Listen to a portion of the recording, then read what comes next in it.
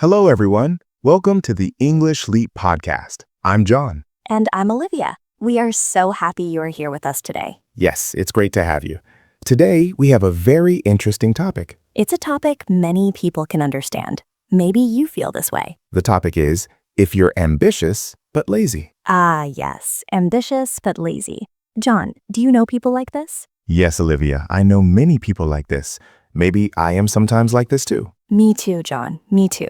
It's a common feeling. So what does ambitious mean, Olivia, for our listeners? Ambitious means you want to do great things. You have big goals. Right. You want to succeed. You want to achieve a lot. You want a good job. You want to learn a new skill. You want to travel the world. Those are all ambitious dreams. Very good examples. And what about lazy, John? What does that mean? Lazy means you don't want to work. You don't want to do things. You prefer to rest, you prefer to relax, maybe watch TV. Or sleep. Many people like to sleep. Yes, sleeping is nice. So ambitious but lazy means you have big dreams. But you don't always want to work hard for them. Exactly. You want the result, but maybe not the effort. It's a struggle. Many people feel this struggle. We want to talk about this today. We want to understand it. And maybe find some ways to help, ways to move forward. So let's start with ambition. John, what are some common ambitions people have? Many people want to learn English, like our listeners. That is a great ambition. Yes, it is. And it takes work. It takes effort. Some people want to get a promotion at work. They want a better job. Or they want to start their own business. That's a very big ambition. Other people want to be healthy. They want to exercise more. They want to eat better food. They want to feel strong. These are all good ambitions. They make us want to improve. But then the lazy part comes in. Yes, the lazy part. You want to learn English. But maybe you don't want to study every day. You want a promotion, but you don't want to work extra hours. You want to be healthy, but you don't want to go to the gym. This is the problem, the conflict inside us. It's like two different people inside one body. One person says, let's do great things. The other person says, let's just relax today. And often, the relaxed person wins. Yes, it happens a lot.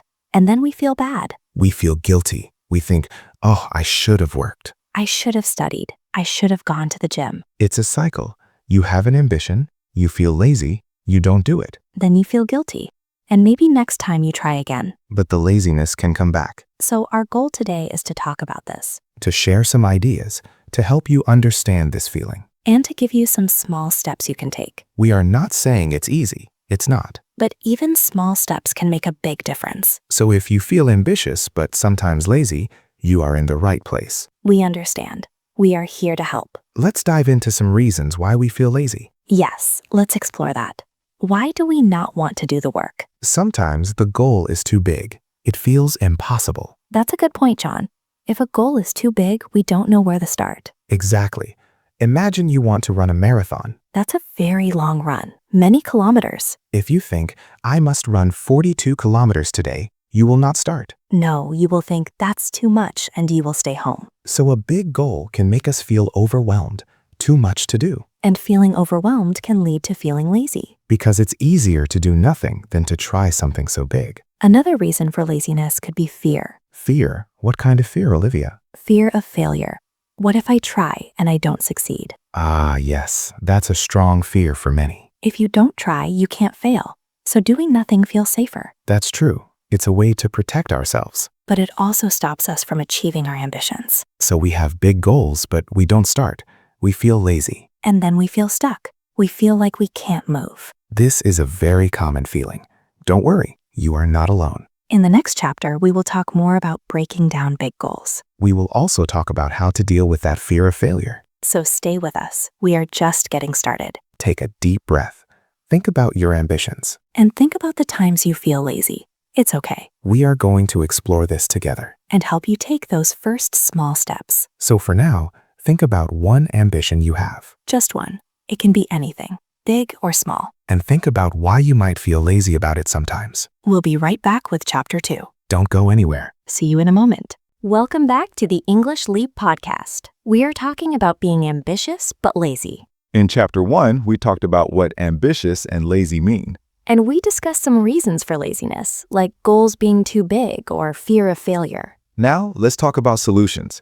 How can we fight this lazy feeling? A very important idea is to make your big goals smaller. Yes, break them down. Like a big cake, you eat it slice by slice. Exactly. You don't eat the whole cake at once. That's too much. So if your ambition is to learn English fluently, that's a very big cake. Yes, it is. It takes a long time. It has many parts. So what would be a small slice, Olivia? A small slice could be, today I will learn 5 new English words. That's much easier. 5 words, not a whole language. Or, today I will listen to 1 English song. Or, today I will read 1 short English paragraph. These are small, easy tasks. They don't feel overwhelming. And they don't make you feel lazy because they are not scary. When you do a small task, you feel good. You feel a sense of achievement. Yes, I did it. I learned 5 words. That feeling is important. It builds confidence. It makes you want to do more. So think about your ambition.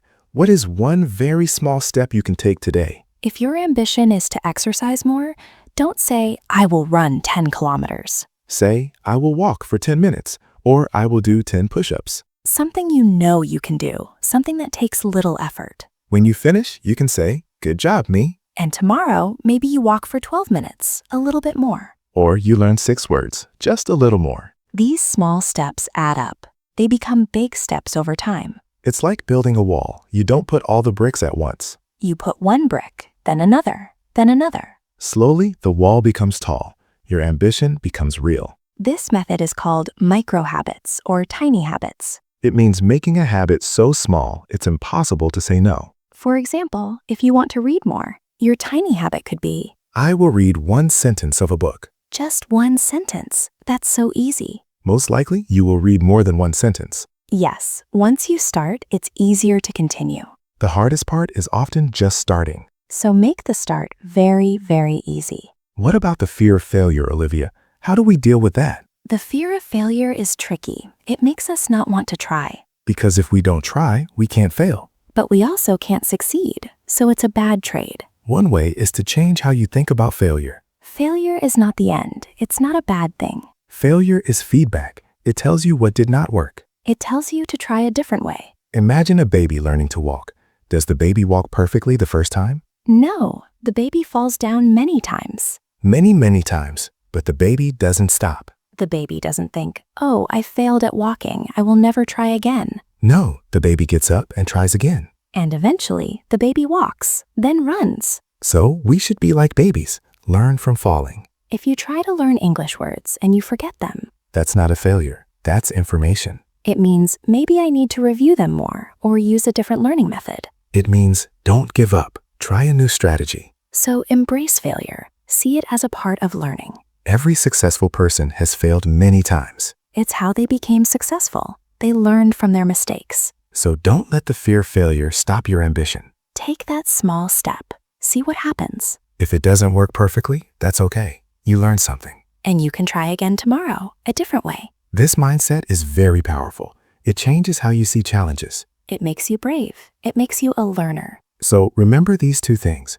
Break big goals into small steps. And see failure as a learning opportunity, not a stop sign. These ideas can really help you overcome that lazy feeling. They give you a path forward, a way to start. Even when you don't feel like it, just take that 1 small step. You will surprise yourself. In our next chapter, we will talk about motivation, How to keep yourself wanting to do the work.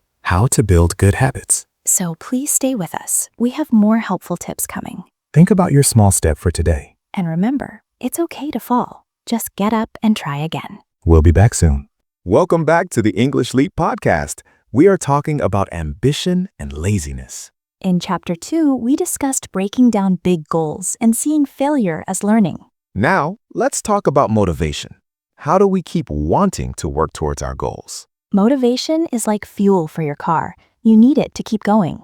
Sometimes our motivation is high. We feel excited. Other times, it's low. We don't want to do anything. So how do we keep our motivation strong, even when we feel lazy? One important way is to remember why you want something. The why. What is your reason? What is your purpose? If you want to learn English, why do you want to learn it? Maybe you want to travel and speak with people. Maybe you want a better job or to understand English movies. These are strong whys. They give you energy. When you feel lazy, remember your why. Say to yourself, I want to learn English so I can travel. That thought can give you a push. It can make you start. So write down your why. Put it somewhere you can see it every day. On your fridge, on your computer screen, in your notebook. Seeing it often reminds you of your goal. Another way to find motivation is to reward yourself. Rewards! Everyone likes rewards. Yes, when you complete a small task, give yourself a small reward. For example, if you studied English for 15 minutes. Your reward could be, I will watch one episode of my favorite show. Or, I will have a cup of my favorite tea. Or, I will listen to my favorite song. The reward should be something you enjoy. And it should be something small, not a huge reward for a small task. No, don't buy a new car for studying 15 minutes. Right. The reward is a little treat. It makes you feel good. It makes your brain connect hard work with something positive. So your brain will want to work again to get that good feeling. This is a very effective way to build habits. It's like training a pet. You give them a treat when they do something good. We are training ourselves. We are building good habits. Another idea for motivation is to have an accountability partner. What is an accountability partner, Olivia? It's someone who helps you stay on track, someone you share your goals with. And they check in with you? Yes. For example, you want to exercise more. And your friend also wants to exercise more. You tell your friend, I will exercise 3 times this week. And your friend says, okay, I will check with you on Friday. Then you know your friend will ask you. This makes you more likely to do it. You don't want to disappoint your friend. Or disappoint yourself. It adds a bit of pressure, but good pressure. You can do this with English learning too. Find a friend who also wants to learn English. Agree to study together. Or just tell each other your study plans. I will learn 10 new words today. Great. I will practice speaking for 5 minutes. Then at the end of the day, you can text each other. Did you do it? This can be very motivating.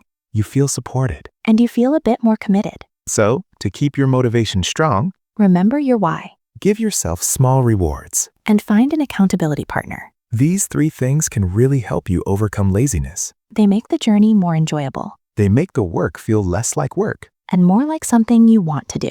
In our next chapter, we will talk about making a schedule. And how to deal with distractions. Because sometimes we have the motivation, but life gets in the way. Yes, life is busy. So how do we make time for our ambitions? We will talk about that soon. So think about your why for your ambition now. And think about a small reward you can give yourself. We'll be right back with more English Leap. Welcome back to the English Leap podcast. We're talking about being ambitious but lazy. In Chapter 3, we discussed how to find and keep your motivation strong.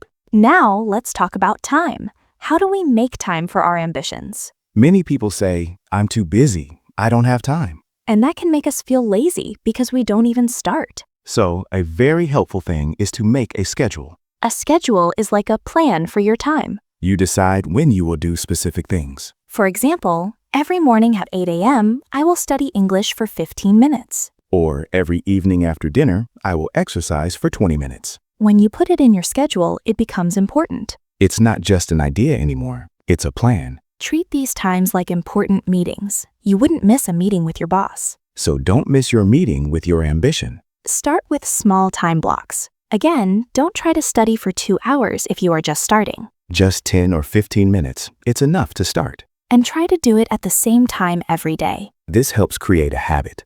Your body and mind get used to it. It becomes automatic, like brushing your teeth. You don't think, do I want to brush my teeth today? You just do it. We want your ambition to become like that, automatic. So get a calendar or a notebook. Write down your scheduled time. Be specific. What will you do? When will you do it? For example, Monday, 7 p.m., learn 5 new English words. This helps you stay organized. It helps you fight laziness. Now, what about distractions, Olivia?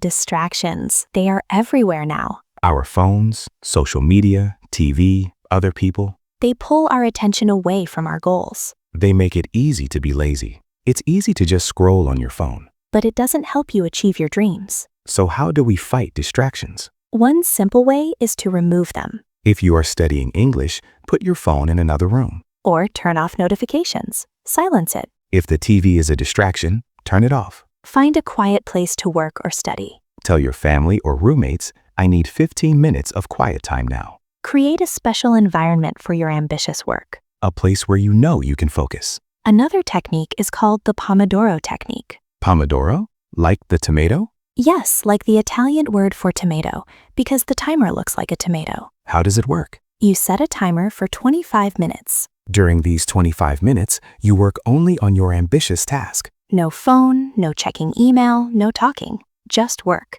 After 25 minutes, the timer rings. Then you take a short break, about 5 minutes. You can check your phone, get a drink, stretch. After the break, you start another 25-minute work session. This helps you focus for short periods. And the breaks give you a chance to relax and deal with small distractions. It's like having small sprints of work. This can be very good for people who get distracted easily. It makes the work less intimidating. I only need to focus for 25 minutes. Not hours and hours, just a short burst. So to make time and fight distractions, Create a clear schedule for your ambition. and remove distractions from your environment. Try the Pomodoro technique for focused work sessions. These strategies help you create space and time for your dreams. They make it easier to choose action over laziness. Even when you don't feel like it, your schedule is there. Your focused environment is ready. In our final chapter, we will talk about celebrating progress. And keeping a positive mindset. Because the journey can be long, we need to stay happy and motivated. So stay tuned for Chapter 5. Start thinking about your schedule for tomorrow. What small block of time can you dedicate to your ambition? We'll be right back. Welcome back to the English Leap Podcast for our final chapter on being ambitious but lazy. We've talked about defining the problem, breaking down goals, finding motivation, and managing time. Now, let's talk about the long game. How do we keep going for weeks, months, or even years? A very important part is celebrating your progress, Celebrating? Even small things? especially small things. Every step forward is a victory. If you learn 5 new English words, that's a small victory. Celebrate it. If you go to the gym for 15 minutes, that's a victory. Celebrate it. How do we celebrate, Olivia? It can be very simple. Give yourself a mental high five. Or tell your accountability partner, I did it today. You can track your progress. Use a notebook or an app. Tick a box every time you complete a task. Seeing those ticks adds up. It shows you how far you've come. It makes your progress visible. This is very motivating. It proves that your effort is working. It fights the feeling of, I'm not doing enough. When you celebrate, you feel good. This positive feeling encourages you to continue. So don't wait for the big goal to be finished. Celebrate every small step. Another key is to be kind to yourself. What does that mean, Olivia? It means don't be too hard on yourself when you have a lazy day. Because sometimes laziness will win. It happens to everyone. Yes, you will miss a study session. You will skip the gym. And when that happens, it's easy to feel bad, guilty. But don't let one lazy day stop you completely. Don't think, oh, I missed one day, so now everything is ruined. No, one missed day is just one day. Just tell yourself, okay, yesterday I was lazy, but today is a new day. Today, I will try again. Be forgiving with yourself. Everyone makes mistakes, The important thing is to get back on track. like the baby learning to walk. It falls, but it gets up again. Don't let one bad day become a bad week or a bad month. Just reset. Start fresh. And remember to focus on your progress, not your perfection. You don't need to be perfect. You just need to keep moving forward. Bit by bit, day by day. Another tip is to find inspiration. What inspires you, John? I love reading stories about people who achieved their dreams. It makes you think, if they can do it, maybe I can too. Yes, or listening to podcasts like this one. Exactly.